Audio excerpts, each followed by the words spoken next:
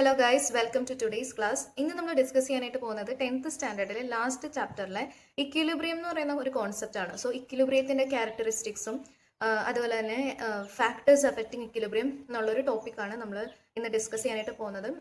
അത് നമ്മൾ മെയിനായിട്ടും ആ ടോപ്പിക്കിൽ നമ്മൾ കുറച്ച് കോൺസെപ്റ്റ്സ് ഇൻവോൾവ് ആയിട്ടുണ്ട്. അപ്പോൾ ആ കോൺസെപ്റ്റ്സ് നമുക്ക് ക്ലിയർ ആവുകയാണെങ്കിൽ നമുക്ക് നല്ല തറവായിട്ട് ആ ചാപ്റ്റർ പഠിക്കാൻ പറ്റുന്നതാണ്.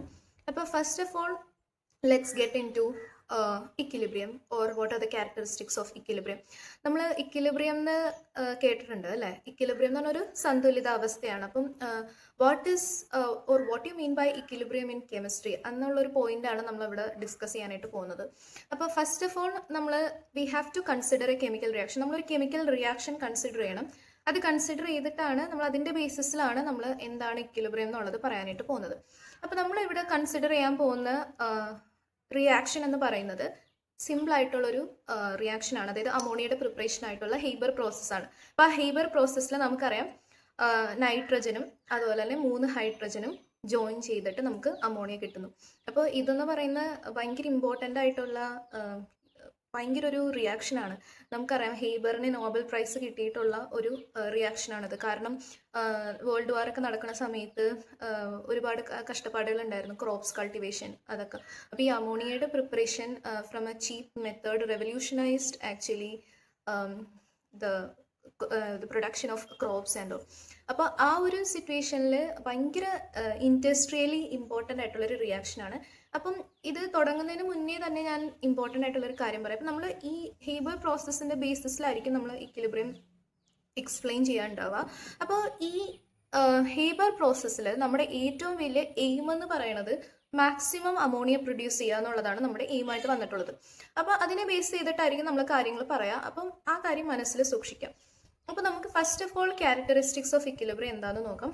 അപ്പം ഇക്വിലിബ്രിയത്തിൻ്റെ ഫസ്റ്റ് ആൻഡ് ഫോർമോസ്റ്റ് ക്യാരക്ടറിസ്റ്റിക് എന്ന് പറയുന്നത് at equilibrium reactance and products co exist. അതായത് നമുക്ക് ഒരിക്കലും പറയാൻ പറ്റത്തില്ല ഇക്വിലിബ്രിയം റിയാക്ഷനിൽ പ്രൊഡക്റ്റ് മാത്രമേ ഉണ്ടാവുള്ളൂ, ഇക്വിലിബ്രിയം റിയാക്ഷനിൽ റിയാക്റ്റൻ്റ് മാത്രമേ ഉണ്ടാവുള്ളൂ എന്ന് നമുക്ക് ഒരിക്കലും പറയാൻ പറ്റത്തില്ല. ഇക്വിലിബ്രിയം റിയാക്ഷനിൽ പ്രോഡക്റ്റും റിയാക്റ്റൻസും കോ എക്സിസ്റ്റ് ചെയ്യും. പക്ഷെ നമ്മൾ പുറമേ നിന്ന് നോക്കുമ്പോഴത്തേക്കും V may feel that nothing is happening at this test tube, nothing is happening at the RB flask, but actually the reactants and products coexist. നമ്മൾ പുറമേ നിന്ന് ഒരാൾ നോക്കുമ്പോഴത്തേക്കും we may feel that this reaction is static. Static means nothing is happening, but actually this reaction is or equilibrium is dynamic. Equilibrium എന്ന് പറയുന്നത് എന്താണ്? Dynamic ആണ്. കാരണം അവിടെ ഒരേ സമയം തന്നെ പ്രോഡക്ട്സും ഉണ്ടാവുന്നുണ്ട്, അതുപോലെ തന്നെ ഒരേ സമയം തന്നെ റിയാക്റ്റൻസും ഉണ്ടാവുന്നുണ്ട്. അപ്പം നമുക്കറിയാം ഇപ്പോൾ ഹെയ്ബർ പ്രോസസ്സ് എടുക്കുകയാണെങ്കിൽ നൈട്രജനും ഹൈഡ്രജനും ചേർന്നിട്ട് അമോണിയ ഉണ്ടാവുന്നു. അപ്പോൾ ഹൈഡ്രജനും നൈട്രജനും ചേർന്നിട്ട് അമോണിയ ഉണ്ടാകുന്ന പ്രോസസ്സിനെ നമ്മൾ ഫോർവേഡ് റിയാക്ഷൻ എന്നാണ് പറയുക. അതായത് നൈട്രജനും ഹൈഡ്രജനും ചേർന്ന് അമോണിയ ഉണ്ടാകുന്നു, അതിനെ നമ്മൾ ഫോർവേഡ് റിയാക്ഷൻ എന്ന് പറയും. At the same time there is A possibility of A backward reaction. അതായത് ഉണ്ടാകുന്ന അമോണിയ, അതായത് 2NH3 ആണ് പ്രോഡക്റ്റ് ആയിട്ട് ഉണ്ടാകുന്നത്. ആ 2NH3 ഡിസോസിയേറ്റ് ചെയ്തിട്ട് ബാക്ക് നൈട്രജൻ ആൻഡ് ഹൈഡ്രജൻ ഉണ്ടാകാനുള്ളൊരു സാധ്യതയുണ്ട്. അങ്ങനെ ഒരു റിയാക്ഷൻ നടക്കുന്നുണ്ട്. അപ്പം അതിനെ നമ്മൾ എന്താ പറയുക? ബാക്ക്വേർഡ് റിയാക്ഷൻ എന്നാണ് പറയുക. അപ്പം 2 റിയാക്ഷൻസ് സൈമൾട്ടേനിയസ്ലി ഇക്വിലിബ്രിയത്തിൽ നടക്കുന്നുണ്ട്. അപ്പോൾ ഫസ്റ്റ് റിയാക്ഷൻ എന്താണ്? നൈട്രജനും ഹൈഡ്രജനും കൂടി കമ്പൈൻ ചെയ്തിട്ട് അമോണിയ ഉണ്ടാകുന്നു. രണ്ടാമത്തെ സ്റ്റെപ്പിൽ അമോണിയ എന്ത് ചെയ്യുന്നു? ഡീകമ്പോസ് ചെയ്തിട്ട് എന്തായിട്ട് മാറുന്നു? നൈട്രജനും ഹൈഡ്രജനായിട്ട് മാറുന്നു. അപ്പോൾ ഫസ്റ്റ് റിയാക്ഷന് നമ്മൾ ഫോർവേഡ് റിയാക്ഷൻ എന്നും സെക്കൻഡ് റിയാക്ഷൻ നമ്മൾ ബാക്ക്വേർഡ് റിയാക്ഷൻ എന്നാണ് പറയുക. അപ്പോൾ നമ്മൾ പെട്ടെന്ന് ഒരു ഇക്വിലിബ്രിയം റിയാക്ഷൻ നടക്കുന്ന ടെസ്റ്റ് ട്യൂബ് നമ്മൾ നോക്കിക്കഴിയുമ്പോഴത്തേക്കും we may not feel anything. We may feel that the reactants in the test tube or the products in the test tube remain static, but actually it is not static. A dynamic reaction or a dynamic reaction is happening there. At the same time, the rate of forward reaction and the rate of backward reaction is equal in that case, and we can say that the forward reaction and backward reaction are happening at the same rate. So we can say that they are taking place simultaneously. So equilibrium reactions are dynamic reactions. So 3 points I said. First point is that at equilibrium reactants and products coexist, and the second point is equilibrium is dynamic. It is not static. Okay, കാരണം പ്രോഡക്ട്സും റിയാക്റ്റൻസും at the same റേറ്റിൽ ഇക്വിലിബ്രിയത്തിൽ ഉണ്ടാകുന്നുണ്ട്. And അടുത്ത point എന്ന് പറയുന്നത് rate of forward reaction and rate of backward reaction almost equal ആണ്. ഓക്കെ, ഇനി നാലാമത്തെ പോയിന്റ് എന്ന് പറഞ്ഞിട്ടുണ്ടെങ്കിൽ equilibrium is only achievable in a closed system. അതായത് നമ്മൾ തെർമോഡൈനാമിക്സ് പഠിക്കുമ്പോഴത്തേക്കും you will be learning that in higher standards. Thermodynamics എന്ന് പറയുന്ന ഒരു വലിയൊരു ശാഖയുണ്ട്, അതായത് നമ്മുടെ കെമിസ്ട്രിക്ക്. It study about heat transactions and all. അപ്പോൾ അതിനകത്ത് നമ്മൾ 3 ടൈപ്പ് സിസ്റ്റത്തിനെ പറ്റി പഠിക്കുന്നുണ്ട്. അതായത് ഓപ്പൺ സിസ്റ്റം ഉണ്ട്, ക്ലോസ്ഡ് സിസ്റ്റം ഉണ്ട്, അതുപോലെ തന്നെ ഐസൊലേറ്റഡ് സിസ്റ്റം ഉണ്ട്. ഓപ്പൺ സിസ്റ്റം എന്ന് പറഞ്ഞു കഴിഞ്ഞാൽ ഒരു എക്സാമ്പിൾ പറയുകയാണെങ്കിൽ ഇപ്പോൾ നമ്മൾ ഒരു ഗ്ലാസ് ചായ തുറന്ന് വെച്ചിരിക്കുന്നത്. അപ്പോൾ അതിനകത്ത് നിന്ന് എന്താണ്, ചൂട് നീരാവിക്ക് പുറത്തോട്ട് പോകാം, അതുപോലെ തന്നെ ഹീറ്റ് ട്രാൻസ്ഫർ ചെയ്യാൻ പറ്റും സറൗണ്ട്സിലോട്ട്.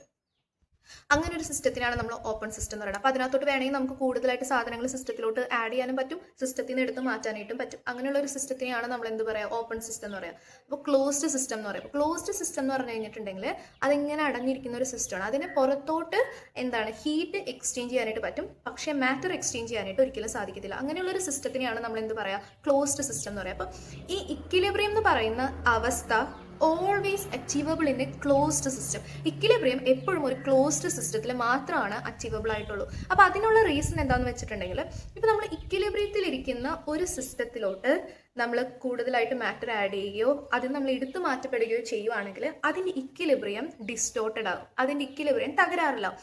അതിൻ്റെ ഇക്വിലിബ്രിയം തകരാറിലായിട്ട് ആ system it will try to nullify that effect and it will try to reach a new state of equilibrium. അത് ഒരു പുതിയ സ്റ്റേറ്റ് ഓഫ് ഇക്വിലിബ്രിയം എത്തിച്ചേരാനായിട്ട് ശ്രമിക്കും. അപ്പം നിലവിലുള്ള ഇക്വിലിബ്രിയം എന്ത് ചെയ്യാണ്, തകർന്നു പോവുകയാണ്. അപ്പം ഇത് എക്സ്പ്ലെയിൻ ചെയ്യുന്നത് ലെ ഷാറ്റ്ലിയേഴ്സ് പ്രിൻസിപ്പിൾ വഴിയാണ്. അപ്പോൾ അതായത് നമ്മുടെ ബേസിക് ആയിട്ടുള്ള കോൺസെൻട്രേഷൻ, ടെമ്പറേച്ചറും pressure of a system in equilibrium is change. അതായത് ഇപ്പോൾ നമ്മൾ ഒരു ഇക്വിലിബ്രിയത്തിലിരിക്കുന്ന ഒരു സിസ്റ്റത്തിൻ്റെ കോൺസെൻട്രേഷനോ ടെമ്പറേച്ചറോ പ്രഷറോ നമ്മൾ ചേഞ്ച് ചെയ്യാനായിട്ട് ശ്രമിക്കുകയാണെങ്കിൽ the system will try to nullify this effect and try to reach a new state of equilibrium. ഈ നമ്മൾ കൊടുക്കുന്ന ഈ ചേഞ്ചുകളെ ആ സിസ്റ്റം എന്ത് ചെയ്യാണ്, നള്ളിഫൈ ചെയ്യാൻ ശ്രമിക്കുകയും അതിൽ നിന്ന് പുതിയൊരു സ്റ്റേറ്റ് ഓഫ് ഇക്വിലിബ്രിയത്തിലോട്ട് എത്തിച്ചേരുകയാണ് ചെയ്യുന്നത്. അതായത് ഒരു സിസ്റ്റം ഒരു സ്റ്റേറ്റിൽ കണ്ടിന്യൂ ചെയ്യുകയാണ്, ഇക്വിലിബ്രിയം സ്റ്റേറ്റിൽ കണ്ടിന്യൂ ചെയ്യുകയാണെങ്കിൽ it likes to continue in that state of equilibrium. ആ ഒരു അവസ്ഥയിൽ തുടരാനാണ് അതിന് ആഗ്രഹമുള്ളത്. പക്ഷെ നമ്മൾ അതിനകത്തോട്ട് എന്തെങ്കിലും വ്യത്യാസങ്ങൾ വരുത്താനായിട്ട് ശ്രമിച്ചു കഴിഞ്ഞിട്ടുണ്ടെങ്കിൽ എന്ത് സംഭവിക്കുന്നു വെച്ച് കഴിഞ്ഞിട്ടുണ്ടെങ്കിൽ ആ സിസ്റ്റം അത് നള്ളിഫൈ ചെയ്യുകയും പുതിയൊരു സ്റ്റേറ്റ് ഓഫ് ഇക്വിലിബ്രിയത്തിൽ എത്തിച്ചേരുകയാണ് ചെയ്യുന്നത്. അപ്പോൾ അതാണ് ലെ ഷാറ്റ്ലിയേഴ്സ് പ്രിൻസിപ്പിൾ. അപ്പം ഇത്രയാണ് ബേസിക് ആയിട്ട് ഇക്വിലിബ്രിയത്തിൻ്റെ ക്യാരക്ടറിസ്റ്റിക്സും അതുപോലെ തന്നെ ഇക്വിലിബ്രിയത്തിന് ബേസ് ചെയ്തിട്ടുള്ള മെയിൻ ആയിട്ടുള്ള ലെ ഷാറ്റ്ലിയർ പ്രിൻസിപ്പിൾ എന്ന് പറയുന്നത്. സോ ഇനി നമുക്ക് നോക്കാനായിട്ടുള്ളതെന്ന് വെച്ച് കഴിഞ്ഞിട്ടുണ്ടെങ്കിൽ what are the factors that affect equilibrium. ഇക്വിലിബ്രിയത്തിന് എഫക്ട് ചെയ്യുന്ന ഫാക്ടേഴ്സ് എന്തൊക്കെയാണെന്നുള്ളതാണ് നമുക്കിനി നോക്കാനായിട്ടുള്ളത്.